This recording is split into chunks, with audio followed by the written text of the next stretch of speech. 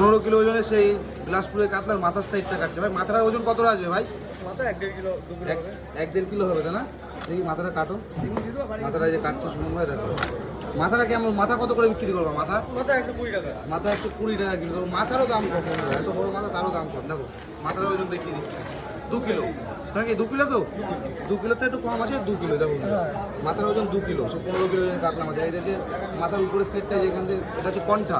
এই মাছের সবচেয়ে কণ্ঠায় বেশি টেস্ট হবে, কি বলো? হ্যাঁ কোনটা বেশি? সবচেয়ে কণ্ঠায় বেশি টেস্ট হবে। বড় বড় কাতলা মাছের মানে কণ্ঠায় টেস্ট বেশি হচ্ছে, কণ্ঠার লেজা, কি বলো?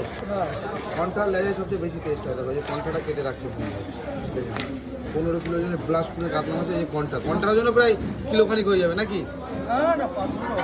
500 হবে তাই না? দেখি তা ওজনটা দাও, দেখি ওজনটা দাও বন্ধুরা। কণ্ঠার ওজনটা দাও। 1 কিলো, কি বললাম? 1 কিলোতে একটু কম, 30 গ্রাম কম আছে। 1 কিলো এই যে মাছ যে কেটে রাখা আছে। আর এই পাশে আরো 2 পিস আছে বড় কাতলা।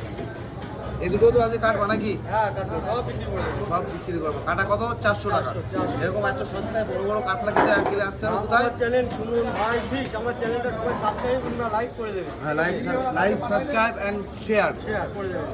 অ্যান্ড কমেন্টটা করে একটু জানিয়ে দেবে সুমন ভাইয়ের মাছ কাটা কীরকম লাগে নাকি? অবশ্যই নাকি? আর কি ছেটে মারবে এখানে কাটবা কিছু? আর কাটবা তাই তো?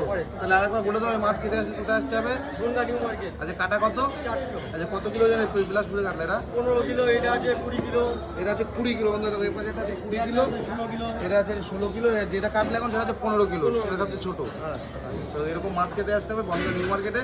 ওই যে ওপাশে দাদা আছে আর এপাশে যে সুমন ভাই আছে।